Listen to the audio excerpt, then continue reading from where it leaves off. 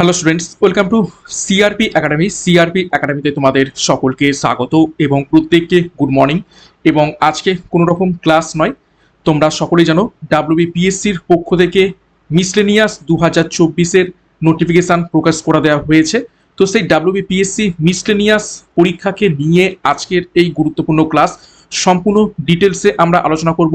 Form fill up কবে থেকে শুরু হতে চলেছে, এই ডাব্লিউবিপিএসসি মিসলেনিয়াস পরীক্ষাতে বসতে গেলে যোগ্যতা কি প্রয়োজন, কত বয়স হতে হবে, পরীক্ষার ফর্ম ফিল আপের ফি কত রয়েছে, শূন্যপদ কত রয়েছে, এবং মিসলেনিয়াস পরীক্ষাতে যে যে পদে নিযুক্ত বা নিয়োগ করে হয়ে থাকে সেইখানে বেতন কত রয়েছে, এবং কোন কোন পোস্টে বা কোন কোন র্যাঙ্কে বা কোন কোন পদে নিয়োগ করা হয়ে থাকে সেই ব্যাপারে আমরা দেখব।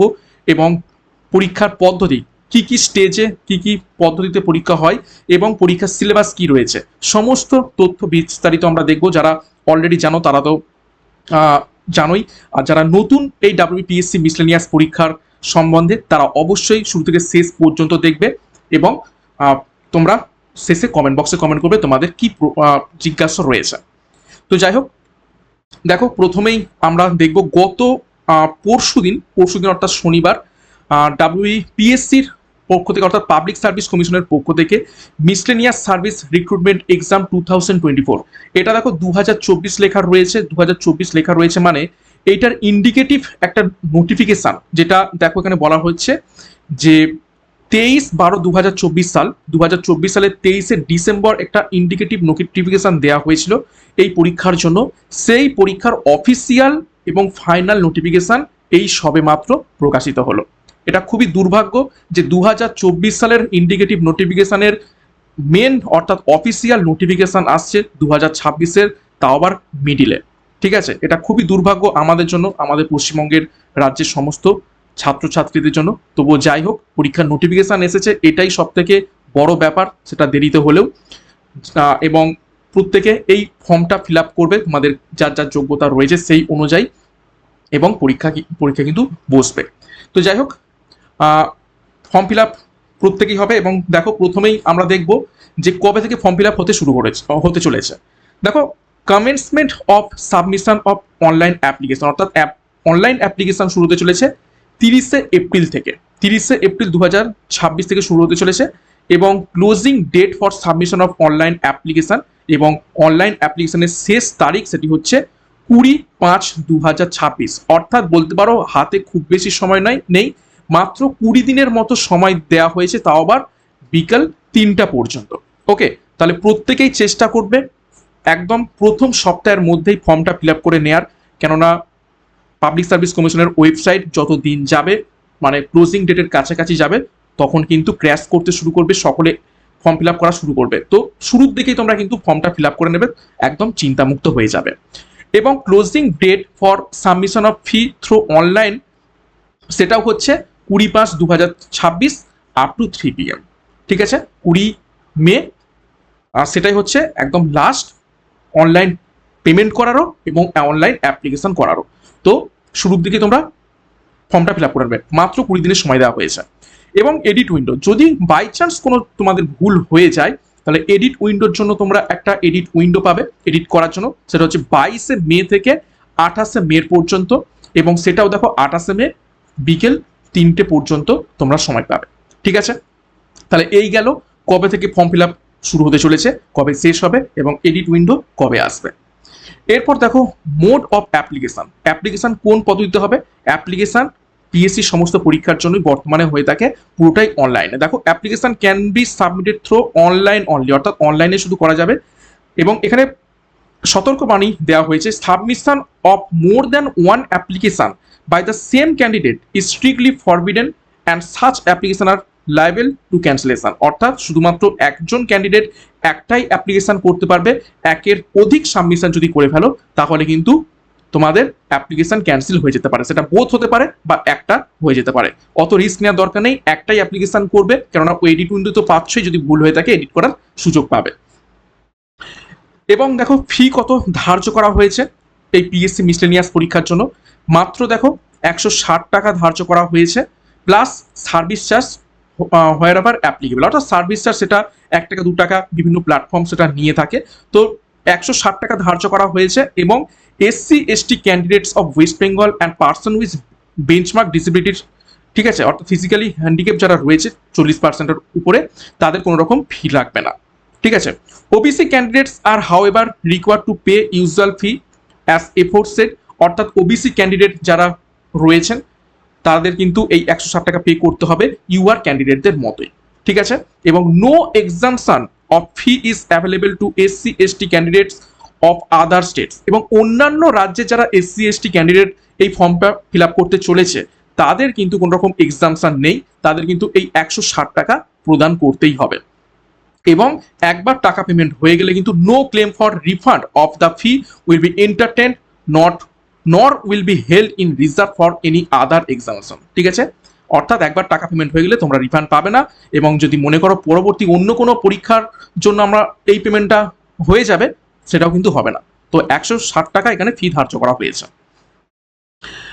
এরপরে আমরা দেখব কি যোগ্যতা বা কোয়ালিফিকেশন লাগছে এই পরীক্ষাতে বসতে গেলে। দেখো, এটা গ্র্যাজুয়েট লেভেলের পরীক্ষা। তো দেখো, a degree from a recognised university or its equivalent, অর্থাৎ এটা তোমাকে পরীক্ষায় বসতে গেলে একটা গ্র্যাজুয়েশন সার্টিফিকেট কিন্তু লাগবে, অর্থাৎ কলেজ পাস একটা সার্টিফিকেট লাগবে। ওকে, অর্থাৎ ইউনিভার্সিটি অর ইটস ইকুইভ্যালেন্ট, একটা ডিগ্রি হলেই হবে। এবং তোমাদের অনেকে মনে হতে পারে আমি 50% নাম্বার পেয়েছি, আমি 40% নাম্বার পেয়েছি, আমি কি পরীক্ষায় বসতে পারবো? কোনো ম্যাটার করে না, ঠিক আছে। তুমি 90% পাও বা 40% পাও, প্রত্যেকেই এলিজিবল। পার্সেন্টেজ এখানে ম্যাটার করে না পরীক্ষাতে অ্যাপিয়ার করতে গেলে, শুধুমাত্র তোমাদের গ্র্যাজুয়েশন সার্টিফিকেট হলেই হবে। এবং আর কি ক্রাইটেরিয়া রয়েছে, যোগ্যতা রয়েছে, ability to read write speak in Bengali, ঠিক আছে, বাংলায় বলতে লিখতে এবং পড়তে জানতে হবে। Not required for those candidates হুর মাদার টাং নেপালি, এবং এইটা অ্যাপ্লিকেবল নয় যাদের মাতৃভাষা নেপালি, বিশেষ করে দার্জিলিং সংলগ্ন যে সমস্ত ছাত্রছাত্রীরা রয়েছে তাদের মাদার টাং নেপালি, তো তাদের জন্য এই বাংলা বলাটা প্রযোজ্য নয়, তাদের জন্য আলাদা হচ্ছে প্রভিন্স রয়েছে এবং তাদের নেপালি ভাষাতেই এক্সামটা হয়ে থাকে। তো যাই হোক, সেটা আলাদা ব্যাপার, মূলত বাংলা কিন্তু জানতে হবে, ঠিক আছে। এবং knowledge of Bengali will be tested for candidates whose mother tongue is other than Bengali, এবং যাদের বাংলা মাতৃভাষা নয়, ঠিক আছে, বাংলা এবং নেপালি নয়, তাদের কিন্তু পার্সোনালিটি টেস্টের সময় কিন্তু বাংলা তারা আদৌ জানে কিনা, অন্তত বলতে পড়তে লিখতে জানে কিনা, সেটা কিন্তু টেস্ট করা হবে, ঠিক আছে। মোটামুটি এই 3টে ক্রাইটেরিয়া রয়েছে, কলেজ পাস সার্টিফিকেট অর্থাৎ গ্র্যাজুয়েশন সার্টিফিকেট, বাংলা বলতে জানা, এই দুটো মেন কিন্তু রয়েছে। এরপর আমরা দেখব বয়স কত লাগবে, এজ। দেখো, নট বিলো 20 ইয়ার্স, অর্থাৎ 20 বছরের নিচে হলে চলবে না, but not more than 39 years, এবং 39 বছর বয়সের উপর হলে চলবে না। এরপরও একটা ক্রাইটেরিয়া রয়েছে, এবং এই যে বয়সটা ধরা হবে এটা হচ্ছে 1/1/2024 থেকে, ঠিক আছে। যেহেতু 2024 সালের এই পরীক্ষা এবং ইন্ডিকেটিভ নোটিফিকেশন এবং অ্যাডভার্টাইজমেন্ট যে নাম্বার সেটাও 2024 সালের, তো সেই জন্য 2024 সাল থেকেই ধরা হবে। এবং 1/1/2024 থেকে ধরে 20 বছরের নিচে হলে চলবে না এবং 39 বছরের উপরে হলে চলবে না, তাহলে 20 এবং 39 বছরের মধ্যে হতে হবে, ঠিক আছে।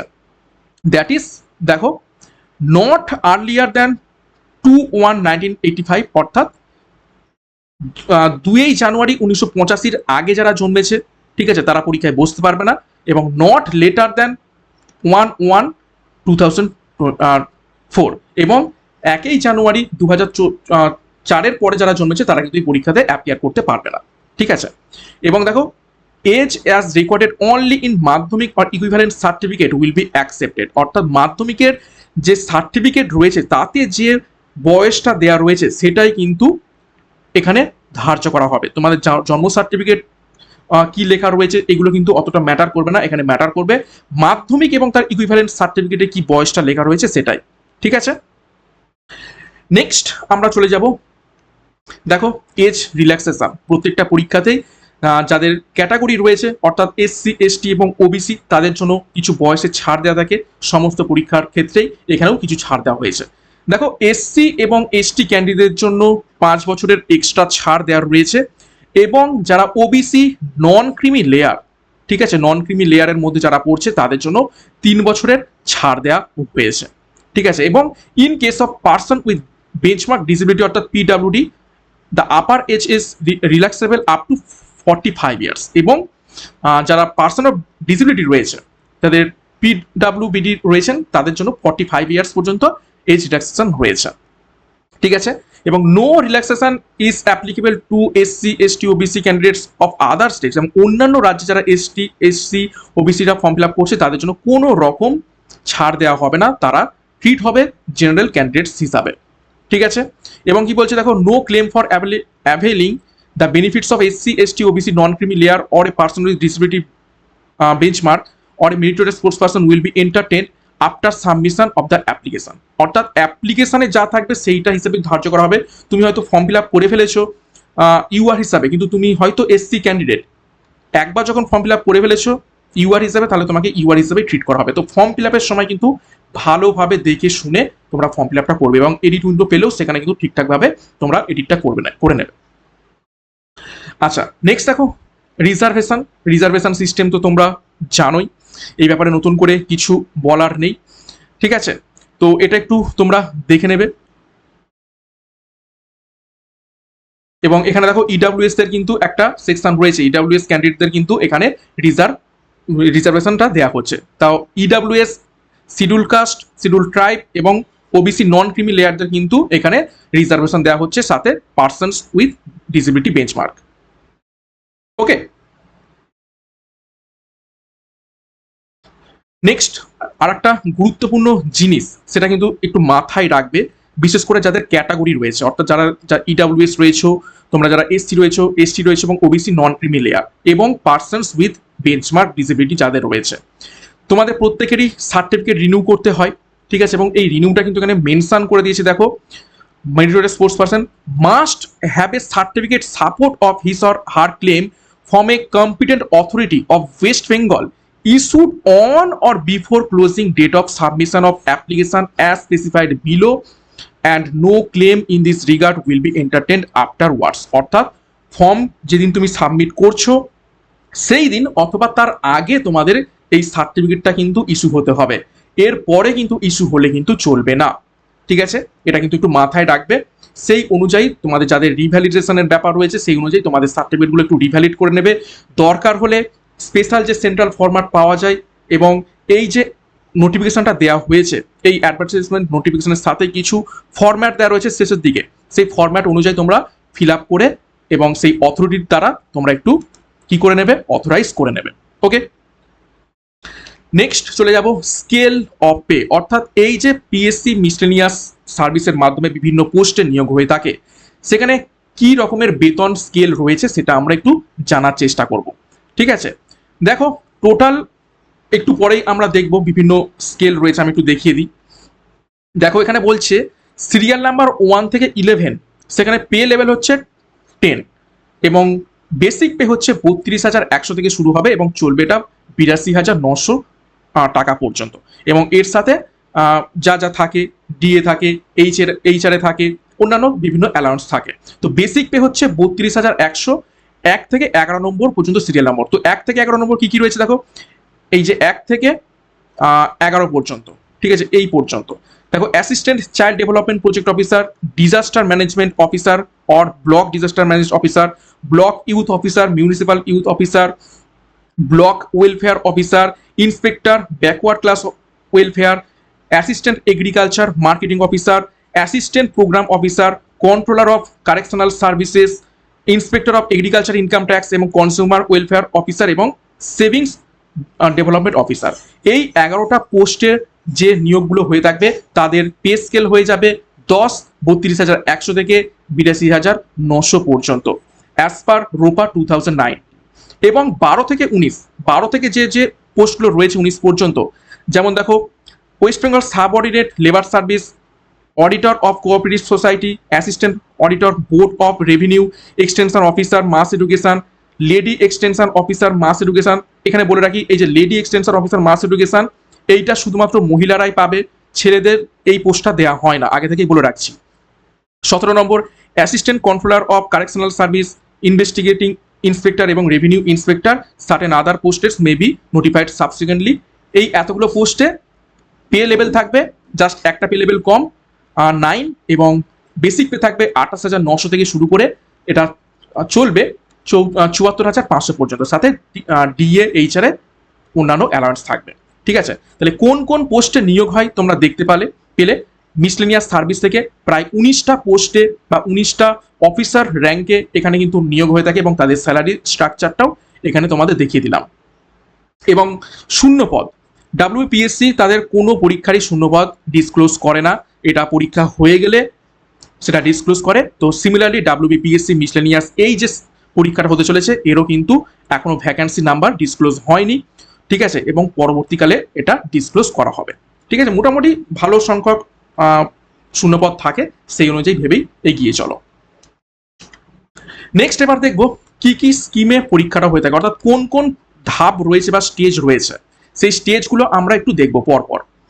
দেখো, প্রথম পরীক্ষা হবে প্রিলিমিনারি পরীক্ষা, যেটা অবজেক্টিভ টাইপ অর্থাৎ এমসিকিউ ফরম্যাটে হবে। প্রিলিমিনারি পরীক্ষার হয়ে গেলে প্রিলিমিনারি পরীক্ষার রেজাল্ট বেরোবে, সেখানে একটা কাট অফ থাকবে, সেই কাট অফ যারা ক্লিয়ার করবে এবং তারা মেনের জন্য ডাক পাবে, অর্থাৎ ফাইনাল এক্সামিনেশনের জন্য ডাক পাবে। এবং এই ফাইনাল এক্সামিনেশনটা হয়ে থাকে কনভেনশনাল টাইপ অর্থাৎ রিটেন এক্সাম, কোনো রকম এমসিকিউ ফরম্যাট নাই, এখানে কিন্তু লিখিত পরীক্ষাও হয়ে থাকে। এবং ফাইনাল এক্সামিনেশন যারা পাস করবে একটা মেরিট লিস্ট প্রকাশিত হবে এবং সেটা শুধুমাত্র ফাইনাল এক্সামিনেশনের উপরেই বেস করে হয়, প্রিলিমিনারি নাম্বার এখানে ধরা হয় না। তো ফাইনাল এক্সামিনেশন বা রিটেন টেস্টের উপর বেস করে যাদের নাম আসবে তারা ডাক পাবে পার্সোনালিটি টেস্টে, অর্থাৎ ইন্টারভিউর জন্য ডাক পাবে। ইন্টারভিউয়ের ডাক পেলেই ইন্টারভিউয়ের নাম্বার এবং রিটেন এক্সামিনেশন নাম্বার এই দুটো কিন্তু অ্যাড হবে, অ্যাড হয়ে আসবে final merit list. Final merit list অনুযায়ী বিভিন্ন এই যে 19টা পদ দেখলাম, সেই 19টা পদে ডিভাইড করে দেবে ডাব্লিউপিএসসি কে কোন পদে চাকরি পেতে চলেছে। তারপরে ওই পদের বিভিন্ন ডিপার্টমেন্ট রয়েছে, সেই ডিপার্টমেন্ট সমস্ত ক্যান্ডিডেটদের কল করবে এবং পিভিআর মেডিকেল হবে, তারপরে জয়নিং লেটারটা পাবে। ঠিক আছে, তো এই হচ্ছে পদ্ধতি। এবং এবার আমরা দেখে নেব প্রিলিমস পরীক্ষাতে কত নাম্বার থাকবে, কত হচ্ছে টাইম থাকবে, একটু দেখে নেব এবং কি সাবজেক্টের উপর পরীক্ষা হয়ে থাকে। দেখো, প্রিলিমস যে এক্সামটা হয়ে থাকে টোটাল 100টা কোশ্চেন থাকে, কিন্তু প্রত্যেকটা কোশ্চেনের মার্ক হচ্ছে 2 নম্বর করে। ঠিক আছে, 100টা প্রশ্ন থাকবে কিন্তু প্রত্যেকটা কোশ্চেনের যে মার্কস সেটা হচ্ছে 2 নম্বর করে, টোটাল 200 নম্বরের পরীক্ষা। এবং এই 100টা প্রশ্নের মধ্যে 75টা থাকবে জেনারেল নলেজের উপর থেকে। তার মানে তোমাদের জেনারেল নলেজ বা জিকের ওপর খুবই বেশি গুরুত্ব দিতে হবে এই ডাব্লিউবিপিএসসি মিসলেনিয়াস পরীক্ষার ক্ষেত্রে। তাহলে 75 ইন্টু 2 নম্বর করে 150 নাম্বার, এবং বাকি 25টা প্রশ্ন থাকবে অ্যারিথমেটিক থেকে, পাটিগণিতের উপর থেকে। 25 ইন্টু 2 50 নাম্বার, টোটাল 200 নম্বরের পরীক্ষা হতে চলেছে মিসলেনিয়াস প্রিলিমস পরীক্ষা। এবং টোটাল টাইম থাকবে 100টা প্রশ্ন করার জন্য 1.5 ঘন্টা, 1 hour 30 minutes এখানে টাইম থাকবে। ঠিক আছে, এবং অবশ্যই এখানে নেগেটিভ মার্কিং থাকবে। নেগেটিভ মার্কিংটা ওই বলতে পারো 4টে ভুল গেলে 0.25 এইরকম ভাবে নাম্বারটা কাটা হয়ে থাকে। তো সেটা পরীক্ষার সময় দেখে নেবে এবং অ্যাডভার্টাইজমেন্টেও লেখা রয়েছে, সেটা একটু দেখে নেবে। আচ্ছা, প্রিলিমস পরীক্ষার সিলেবাস, সাবজেক্ট দেখে নিলাম, মার্কস দেখে নিলাম, সময় দেখে নিলাম। প্রিলিমস পরীক্ষা হয়ে গেলে যারা ডাক পাবে তারা রিটেন পরীক্ষাতে বসবে। তো রিটেন পরীক্ষা কিভাবে হয় দেখে নাও। রিটেন পরীক্ষাতে টোটাল 3টে পেপার পরীক্ষা হয়ে থাকে এবং একটা দিনেই 3টে পেপার হয়ে থাকে। দেখো, পেপার 1 এবং পেপার 2 একসাথে হবে প্রথমে। ঠিক আছে, পেপার 1-এ দেখো থাকবে ইংলিশ এবং পেপার 2-তে থাকবে Indian language, Bengali, Hindi, Urdu, Nepali, Santali, যার যার মাতৃভাষা রয়েছে সেই ভাষার উপরে পরীক্ষাটা হয়ে থাকবে। এবং এই দুটো হচ্ছে রিটেন পরীক্ষা। টোটাল মার্কস থাকবে পেপার 1-এ 150 এবং পেপার 2-তেও থাকবে 150। ঠিক আছে, এবং পেপার 1-এর জন্য বরাদ্দ 1.5 ঘন্টা, পেপার 2-এর জন্য বরাদ্দ 1.5 ঘন্টা। পেপার 1-2 পরে আরও একটা পেপার পরীক্ষা তোমাদের দিতে হবে ওই একই দিনে, সেটা হচ্ছে পেপার 3, যেখানে থাকবে জেনারেল স্টাডিজ এবং অ্যারিথমেটিক, একদম প্রিলিমসের মধ্যে। কিন্তু এইটাও কিন্তু কোনো রকম এমসিকিউ ফরম্যাট নয়, এখানেও কিন্তু লিখিত পরীক্ষা, এটাও থাকবে 150 নম্বর এবং এখানে সময় থাকবে 2.5 ঘন্টা। তো টোটাল তোমাদের একটা দিনে 450 নম্বরের পরীক্ষা দিতে হবে এবং 3 ঘন্টা এবং এদিকে 2.5 ঘন্টা, 5.5 ঘন্টার পরীক্ষা একদিনে তোমাদের মিসলেনিয়াস মেন পরীক্ষাতে দিতে হবে। ঠিক আছে, এবং আমি এই যে পেপার 1, পেপার 2 এই দুটো যে কি কি এতে পরীক্ষা হয় সেগুলো আমি দেখিয়ে দেবো। দেখো, এরপরে আসবে যারা রিটেন পরীক্ষা পাস করে আমি বললাম তাদের পার্সোনালিটি টেস্টে ডাকা হবে। পার্সোনালিটি টেস্ট থাকবে 100 নম্বরের। ঠিক আছে, দেখো, limited number of candidates selected merit wise on the result of final examination, অর্থাৎ ওই রিটেন এক্সামিনেশনের উপর বেস করে মেরিট লিস্ট প্রকাশিত হবে, তাদের পার্সোনালিটি টেস্টে ডাকা হবে এবং পার্সোনালিটি টেস্টের উপর বেস করে টোটাল মার্কস অবটেন যারা করবে, ঠিক আছে, তাদের একটা কি হবে, ফাইনাল মেরিট লিস্ট বেরোবে এবং তাদের বিভিন্ন ডিপার্টমেন্টে সিলেক্ট করা হবে। ওকে, তারপর দেখো রেজাল্ট অফ এক্সামিনেশন, এগুলো একটু দেখে নেবে, মেরিট লিস্ট কিভাবে প্রকাশিত হয়, ঠিক আছে, কিভাবে পরীক্ষা কন্ডাক্ট করা হয়, এগুলো একটু দেওয়া রয়েছে, দেখে নেবে। আচ্ছা, এখানে কিন্তু একটা নতুন জিনিস করেছে, দেখো, the commission has fixed the following category wise qualifying marks in aggregate. অর্থাৎ আগে এই জিনিসটা কিন্তু ছিল না, এখন নতুন করে WBPSC কি করেছে, প্রত্যেকটা ক্যাটাগরির জন্য একটা পার্সেন্টেজ বেঁধে দিয়েছে, সেই পার্সেন্টেজ তোমাকে পেতেই হবে তোমাকে মেরিট লিস্টে নাম তুলতে গেলে। দেখো, aggregate marks will be comprised of the marks obtain in written exam, এবং এই যে রিটেন এক্সাম অর্থাৎ মেন পরীক্ষার কথা যেটা বলছি, সেখানে কিন্তু একটা মিনিমাম পার্সেন্টেজ তোমাকে পেতেই হবে, তবেই কিন্তু তোমাদের পার্সোনালিটি টেস্টে ডাকা হবে, ঠিক আছে।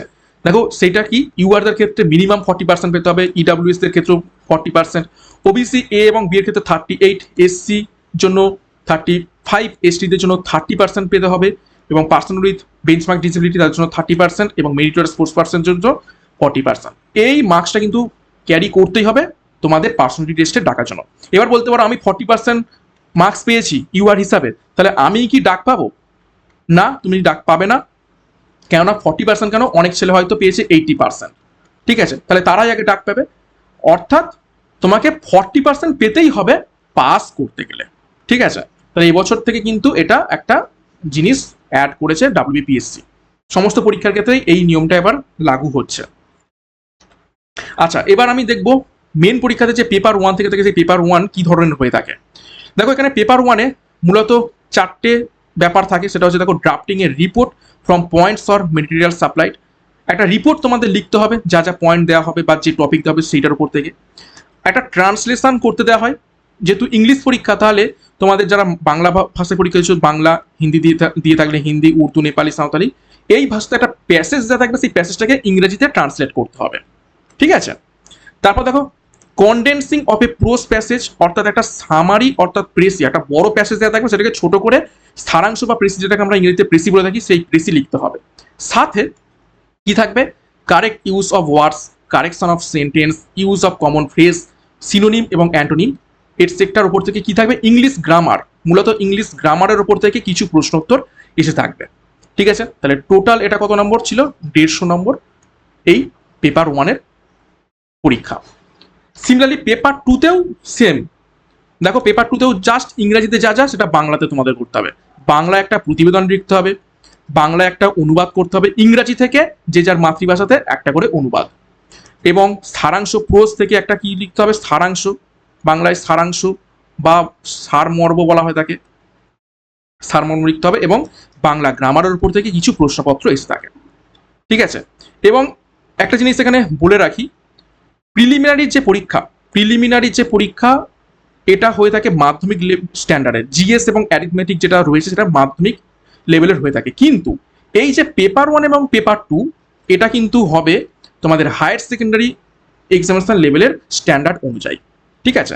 এবং পেপার 3-তে কি রয়েছে, জিএস এবং অ্যারিথমেটিকটা কিন্তু মাধ্যমিক লেভেলের যা যা সিলেবাস রয়েছে, জিএস তো আর বলার কথা নেই, জিএস এ তো সমস্ত কিছু থেকেই আসবে, ইতিহাস, ভূগোল, বিজ্ঞান, ঠিক আছে, এবং সেখানে লিখতে হবে, তোমাদের কোনো এমসিকিউ নেই, লিখতে হবে, এবং অ্যারিথমেটিকও তোমাদের অঙ্ক কষে কষে সেখানে দেখাতে হবে। পেপার 3-র এই হচ্ছে গল্প, ওকে। তো এই ছিল আজকের ডিটেলস WBPSC-র মিসলেনিয়াস সার্ভিস সম্পর্কিত, বেতন কি রয়েছে, কবে থেকে ফর্ম ফিল আপ, যোগ্যতা কি রয়েছে, এজ কি রয়েছে, কি পদ্ধতিতে পরীক্ষা হয়ে থাকে, সমস্ত বিষয়ে আমরা ডিটেলসে আলোচনা করলাম, যেমনটা অ্যাডভার্টাইজমেন্ট প্রকাশ করা হয়েছে। তো প্রত্যেকেই ফর্ম ফিল আপ করবে, 30 তারিখ থেকে শুরু হতে চলেছে, এবং শুরুর দিকেই আমি বললাম ফর্মটা ফিল আপ করে রাখবে এবং খুব ভালোভাবে প্রস্তুতি নিতে শুরু করে দাও। প্রস্তুতির জন্য আমাদের সিআরপি একাডেমির তত্ত্বাবধানে ব্যাচ কোর্সও লঞ্চ করা হয়েছে, WBPSC মিসলেনিয়াস সাফল্য ব্যাচ 2026, এবং যেখানে জেনারেল স্টাডিজ এবং গণিতের সম্পূর্ণ তোমরা প্রস্তুতি পাবে।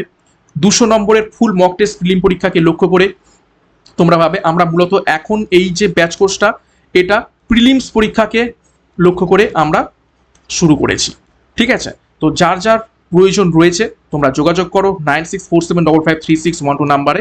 আমরা আপাতত প্রিলিম পরীক্ষাকে লক্ষ্য করে এই প্রস্তুতিটা নিই, তারপরে আমরা মেন পরীক্ষাকে লক্ষ্য করে প্রস্তুতি নেব। তো এখানে খুব সুন্দরভাবে জেনারেল স্টাডিজ এবং গণিতের সেরা প্রস্তুতি এখান থেকে পাবে, এবং এই প্রস্তুতি কিন্তু শুধুমাত্র এমসিকিউ ফরম্যাট নয়, প্রত্যেকটা যে বিষয় রয়েছে জেনারেল স্টাডিজের, হিস্ট্রি, জিওগ্রাফি, পলিটি, সায়েন্স, প্রত্যেকটা বিষয়, প্রত্যেকটা অধ্যায় ধরে ধরে ডেসক্রিপটিভ প্যাটার্নে প্রথমে থিওরি ক্লাস করা হবে, সেই থিওরির উপর বেস করে সেই অধ্যায় ভিত্তিক প্রশ্ন উত্তর মক টেস্ট দেওয়া হবে, এবং সাথে একদম পরীক্ষার মতো ফুল মক টেস্ট পাবে। মাত্র খুবই স্বল্প মূল্য রাখা হয়েছে, জাস্ট একটা মাত্র মানে ফোনের রিচার্জের সমতুল্য একটা ফিস, এবং এই একটা ফিসের মাধ্যমেই তোমরা একদম পরীক্ষা পর্যন্ত প্রস্তুতি পাবে। তো সেরা প্রস্তুতির জন্য এখনই যুক্ত হও, ডিসক্রিপশন বক্সে বিস্তারিত রয়েছে, সেখান থেকে তোমরা আমাদের ব্যাচ কোর্সে যুক্ত হয়ে যাও।